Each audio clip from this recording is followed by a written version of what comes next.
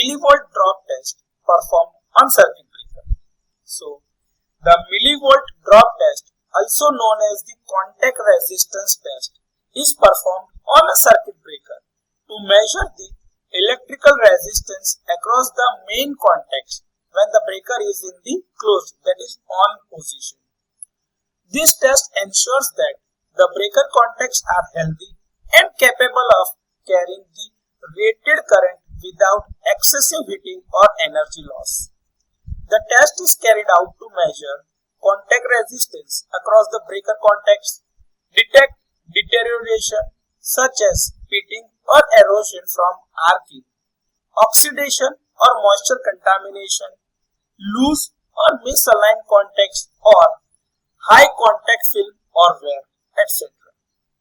Low resistance ensures better conductivity and reduced energy losses, whereas higher resistance indicates poor contact, which can lead to localized heating, increased losses, or even failure.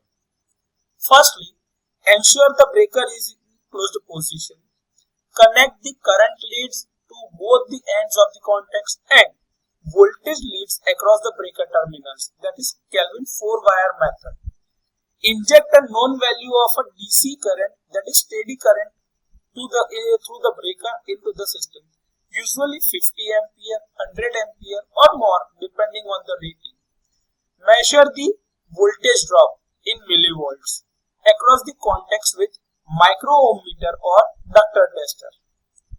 So the millivolt drop test is a critical diagnostic test used to ensure the mechanical and electrical health of the circuit breaker contacts. It provides an early indication of wear, corrosion or misalignment, helping prevent overheating, efficiency loss and catastrophic failures during the operation. So this is all about the millivolt drop test or contact resistance test performed on circuit.